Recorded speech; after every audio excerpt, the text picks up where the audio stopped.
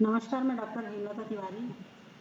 आज की वीडियो में मैं पर्सनैलिटी डैमेजेस के कुछ कारण बताऊंगी, जो कि बहुत वेल नोन कारण हैं, लेकिन हम इनको अवॉइड कर देते हैं। कुछ कारण तो जो होते हैं वो हेरिडिटी कैरेक्टर्स के थ्रू आते हैं।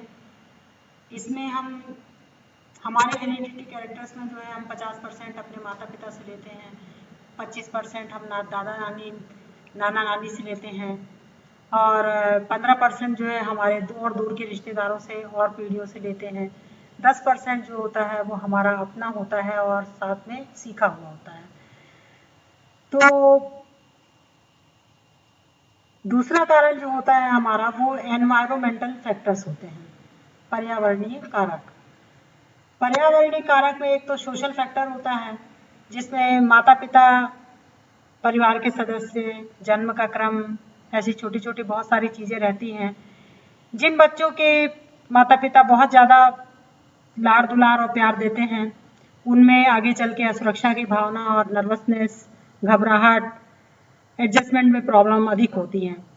बहुत सख्ती से पेश आने वाले माता पिता के बच्चों में अधीनस्थता का गुण होता है, और चूंकि उचित मात्रा में लाड़ दुलार प्यार नहीं मिल पाता है तो बच्चे संकोची, शाई और इमोशनल रूप से इम्बैलेंस होते हैं। परिवार के सदस्यों का आपसी संबंध जो है, जिन परिवारों में अच्छा होता है, एक दूसरे के प्रति स्नेह और केयरिंग और ख्याल रखने वाला अच्छा माहौल होता है, वहाँ पे बच्चे वैसा ही सीख जाते हैं और उनमें सुपीरियरिटी की भावना आ जाती है, सेल्फ कॉन्फिडेंस आता है, ट्रस्टी होते हैं, ऐसे बच्चे ट्रस्ट करने लायक होते हैं। साथ ही झगड़ालू यदि परिवार होता है तो यहाँ पे एक दूसरे के प्रति स्नेह और प्यार कम होता है, और ऐसे बच्चों में बहुत ज़्यादा हीन भावनाएं होती हैं। इंट्रोवर्ट वर्जन होता है बहुत ज़्यादा, और इंट्रोवर्ट होते हैं, और इमोशनल इंस्टेबिलिटी होती है, इमोशनली डिसबैलेंस होते हैं। जन्म क्रम में यदि पहला बच्चा होता है तो उसमें जो है वो बच्चे एकांत प्रिय और अंतर्मुखी कुछ बच्चे होते हैं, और अंतिम जन्म क्रम वाले बच्चों में थोड़ा सा हीन भावनाएं आती हैं, और आत्मविश्वास और आत्मनिर्भरता की छोटे बच्चे में कमी रहती है। इकलौते बच्चों में जो है वो बहुत दूसरों पर ज़्यादा निर्भर होते हैं और सेल्फ सेंटर्ड होते हैं और बहुत स्वार्थी भी हो जाते हैं। जो मध्य क्रम के बच्चे होते हैं उनमें जो है आत्मविश्वास और इनकी ईगो स्ट्रेंथ बहुत अधिक होती है, और ये बच्चे जो है प्रतियोगिता की भावना ज़्यादा होने के कारण जो है किसी भी प्रतियोगिता में सफलता प्राप्त करने के लिए जो है ज़्यादा प्रयास करते हैं, काफ़ी तीव्र इनकी इच्छा होती है। अब आता है अगला पॉइंट स्कूली प्रभाव का। तो स्कूली प्रभाव में जिन बच्चे स्कूल में बहुत कुछ सीखते हैं, अनुशासन सीखते हैं, एक दूसरे के प्रति आदर करना सीखते हैं, सम्मान करना सीखते हैं, और उनमें कॉन्फिडेंस आता है, उनकी पर्सनालिटी सबसे ज़्यादा जो होती है वो स्कूल में डेवलप होती है। लेकिन यदि शिक्षक की पर्सनालिटी स्वयं डैमेज हो और वो उनमें कुछ बुरी आदतें हों तो ऐसे बच्चे फिर वही सीखते हैं। तो उनमें ऐसे जो बच्चे होते हैं, स्टूडेंट होते हैं, वो उनमें एडजस्टमेंट की प्रॉब्लम होती है, और सुरक्षा की भावना होती है, और हीन भावना आती है, और साथ में ये लोग अप्रसन्न रहते हैं। लेकिन यदि टीचर का व्यक्तित्व तो बहुत अच्छा है, एडजस्टेड है, तो ऐसे बच्चे जो है उनमें जो है सोशल गुण विकसित होते हैं, और सेल्फ कॉन्सेप्ट जो है का भाव इनके अंदर आता है, और ऐसे बच्चे जो है ना रियलिस्टिक सेल्फ कॉन्सेप्ट वाले होते हैं। साथ ही एकेडमिक अचीवमेंट इनकी बहुत अच्छी होती है, और चूंकि एकेडमिक अचीवमेंट की प्रशंसा शिक्षक करते हैं तो ऐसे बच्चों में आत्मविश्वास और हाई ईगो स्ट्रेंथ की भावना और self concept, realistic self concept की भावना तेजी से विकसित होती है। पास पड़ोस यदि अच्छा है तो बच्चे जिम्मेदार बनते हैं, अनुशासन की भावना आती है, समझदारी आती है, रिस्पॉन्सिबिलिटी लेना आती है, सेल्फ रिस्पेक्ट आता है। लेकिन यदि पास पड़ोस अच्छा ना हो, झगड़ालू हो, चोर डकैत या अपराधी टाइप के व्यक्ति हो, तो ऐसे बच्चे वैसा ही धीरे धीरे सीखने लग जाते हैं। एक होता है सोशल एक्सेप्टेंस। हर बच्चा चाहता है कि उसको सोशल एक्सेप्टेंस मिले और समाज में उसको मान्यता मिले। तो ये लोग बच्चे जो है वो ऐसे जो मुख्य व्यक्ति हैं उनको ध्यान में रख के जो है अच्छे काम करते हैं। और ये जो है माता पिता, शिक्षक, साथी संगी सभी हो सकते हैं। तो ये चाहते हैं कि बच्चे की इनका सहयोग मिले। तो जिन बच्चों को सोशल एक्सेप्टेंस मिलता है या सामाजिक स्वीकृति मिलती है, इन बच्चों में सेल्फ कॉन्फिडेंस और लीडरशिप के गुण और सुपीरियरिटी की फीलिंग बहुत अच्छी विकसित होती है। और लेकिन जिन बच्चों को सोशल एक्सेप्टेंस प्राप्त नहीं होती है, सामाजिक स्वीकृति प्राप्त नहीं होती है, ऐसे बच्चे इंट्रोवर्ट होते हैं, इनमें हीन भावनाएं आती हैं, इनमें सोशल एडजस्टमेंट की कमी होती है। कल्चरल फैक्टर में चूंकि हर बच्चा किसी न किसी समाज में चूंकि सर्वाइव करता है और जन्म लेता है, सर्वाइव करता है, तो पर्सनैलिटी पे बहुत फर्क पड़ता है। जिन बच्चों में पालन पोषण में जो है मतलब अच्छी संस्कृति में रहते हैं, जिन बच्चों का पालन पोषण जो है वो अच्छे माहौल में होता है, शारीरिक दंड जिनको कम मिलता है, वो बच्चे जो है ना, या जिनके माँ बाप बहुत इंटरेक्शन करते हैं बच्चों के साथ, तो ऐसे बच्चे आगे चल के एक्सट्रोवर्ट होते हैं, क्यूरियोसिटी इनमें ज़्यादा डेवलप होती है, क्रिएटिविटी बहुत अच्छी इन बच्चों की होती है। लेकिन यदि जिन बच्चों को बहुत शारीरिक दंड मिलता है, मारते पीटते हैं जिनके पापा मम्मी, उनमें बहुत ज़्यादा आत्महीनता की भावनाएं आ जाती हैं, इंट्रोवर्ट हो जाते हैं, एग्रेसिव गुस्सा बहुत ज़्यादा होता है और इनमें बहुत विद्वेष की भावना भी फैलती है। ये एग्रेशन और ये विद्वेष आगे चल के इनकी पर्सनैलिटी को बहुत ज़्यादा प्रभावित करते हैं। और जिस संस्कृति में बच्चों को शुरू से ज्ञान बढ़ाने का अवसर मिलता है, अच्छा माहौल मिलता है, तो शिक्षकों से और माता पिता से ऐसे बच्चों को यदि प्रोत्साहन मिलता है तो ये बच्चे बहुत क्रिएटिव होते हैं और बहुत तेजी से डेवलप करते हैं। और संस्कृति में यदि जिस संस्कृति में जो है जेंडर डिफरेंस जो है वो कम होता है, वहाँ पे बच्चे जो है बहुत जेंटल होते हैं और आपस में सहयोगी होते हैं। इनमें गुस्सा भी काफ़ी कम होता है, एडजस्टमेंट की प्रॉब्लम भी नहीं होती है। लेकिन जिनमें सेक्स डिफरेंस ज़्यादा पाया जाता है, जेंडर डिफरेंस ज़्यादा पाया जाता है, तो ऐसे बच्चे जो है वो थोड़े उद्दंड होते हैं, असहयोग की भावना होती है, जेंटलनेस नहीं होता है, एडजस्टमेंट की कमी होती है। तो ये जो है संस्कृति का भी काफ़ी प्रभाव होता है। और आर्थिक कारणों में जो है ना बहुत इन्फियरिटी की कई बार भावना आती है। यदि छात्र में जो है गरीब घर से है तो उसे बहुत पर्सनैलिटी को एडजस्ट करने में प्रॉब्लम आती है आगे चल के। कई बार इमोशनल डिसबैलेंस भी होता है, इमोशनल इंस्टेबिलिटी होती है, शाइनेस आ जाती है, सोशल इनिशिएटिव जो है वो कम होता है ऐसे बच्चों का। मतलब ऐसे बच्चे जो है कुछ डिसीजन अगर लेने की क्षमता इनमें कम होती है। यदि कुछ नेतृत्व का काम दिया जाता है तो ऐसे बच्चे लीडरशिप नहीं कर पाते हैं। और अगर जो है संस्कृति अच्छी होती है, अमीर परिवार में जन्म लेता है तो या थोड़ा अच्छे आर्थिक स्थिति में जन्म लेने वाले बच्चे में काफ़ी सारे गुण भी आ जाते हैं।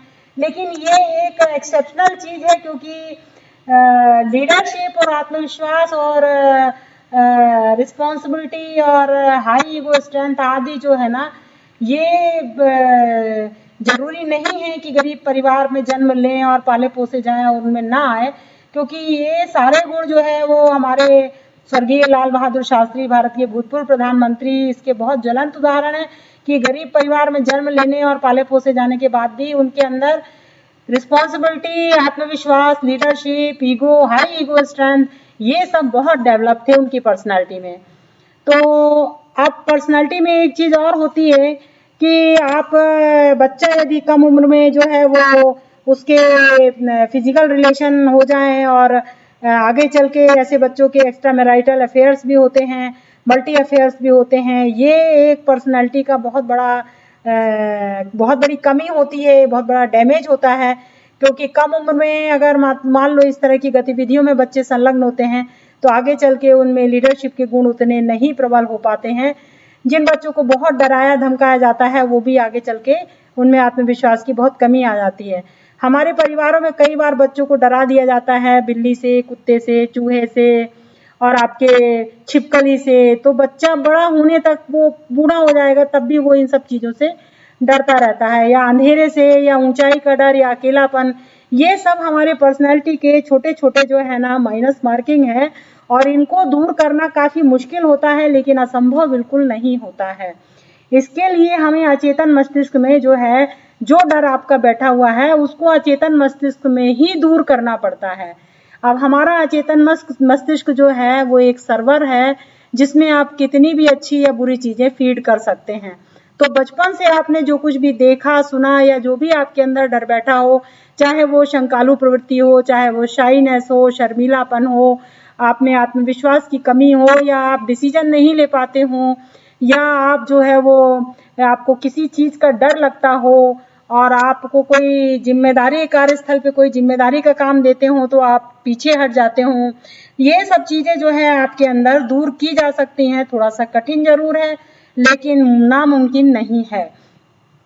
आप निरंतर एक बड़े चार्ट में लिख लीजिए जो आपकी कमियां हैं, जो आपको बताया जाता है, उन कमियों को आप लिख सकते हैं एक चार्ट में, और जो है उसको आप जो है लिख के आप निरंतर आप अपने ब्रेन को फीड कीजिए कि जो है आप जो है बहुत स्वस्थ है, आपको कोई कमी नहीं है, आपको ये कमी तो बिल्कुल भी नहीं है जो आपके अंदर हो। और निरंतर उस चार्ट को आप जितनी बार निकले वहां से वहां देखिए, और आप उस कमी को जो है आप निरंतर दूर करने के लिए अपने अचेतन मस्तिष्क को फीड करते रहें और उसको ट्यून करते रहें। तो ऐसी जो है संभावना काफी धीरे धीरे कम हो जाती है। अब कई बार ऐसा होता है कि हम जो है शादी करने के बाद कई लोगों का मैंने देखा है कि डिवोर्स की नौबत आ जाती है। वो बहुत छोटे कई बार कारण होते हैं, क्योंकि एक एडजस्टमेंट की प्रॉब्लम होती है कि जो है आपस में एक दूसरे की केयर ना करना, एक दूसरे के साथ एडजस्ट ना करना, ये एक बहुत बड़ी समस्या होती है। तो ये इस कमी के कारण कई बार डिवोर्स की नौबत आ जाती है, कई बार खर्राटे लेने के कारण आ जाती है, कई बार जो है आपके कोई एग्रेशन के कारण, गुस्सा करने के कारण, मारपीट करने के कारण, घर की चीजें तोड़ने फोड़ने के कारण भी इसमें आपका डिवोर्स की नौबत आ जाती है, और घर में फैमिली लाइफ में बहुत लड़ाई झगड़े चलते रहते हैं, और आपका वैवाहिक जीवन जो है जीना बड़ा दूभर हो जाता है, और मित्रों के साथ भी आपका बहुत एडजस्टमेंट नहीं हो पाता है। तो हम दोस्त जो होते हैं, मित्र जो होते हैं, वो तो आपके जीवन होता है, और फैमिली जो है वो आपकी सांसें होती हैं। और आप इन दोनों चीजों से यदि आप वंचित होते हैं तो समझ लीजिए कि आपसे ज्यादा गरीब इस संसार में कोई नहीं है। जिसका एक भी मित्र ना हो, जिससे कहने सुनने के लिए आपके पास कुछ ना हो, आपके पास कोई हो ही नहीं कि आप किससे बांटें और किससे शेयर करें, तो ये बहुत मतलब दरिद्रता की स्थिति होती है। तो आपका पैसा धेला उस समय कोई काम नहीं आता है।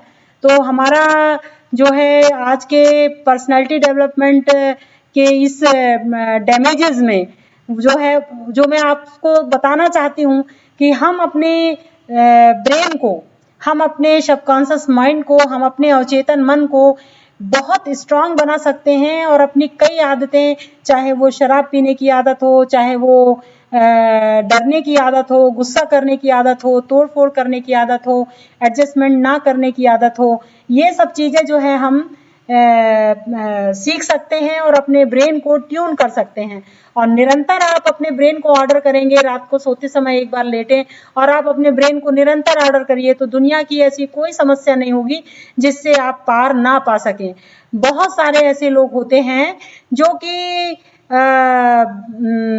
मेरे मतलब काउंसलिंग में आए, जिनको आत्मविश्वास की बहुत ज्यादा कमी थी, और वो कुछ भी डिसीजन नहीं ले पाते थे अपनी लाइफ में। उनको क्या करना है, हर कारण के लिए, हर चीज के लिए वो ना किसी का मार्गदर्शन ही चाहते थे हमेशा। सेल्फ डिसीजन की क्षमता उनके अंदर नहीं थी। तो ऐसे में जो है उनको यात्राएं करना अकेले, या किसी छोटे मोटे ट्रैकिंग पे जाना, या अच्छे गाना सुनना और अच्छी किताबें पढ़ने से भी उनको काफी कुछ जो है डिसीजन लेने की जो है क्षमता आई उनके अंदर।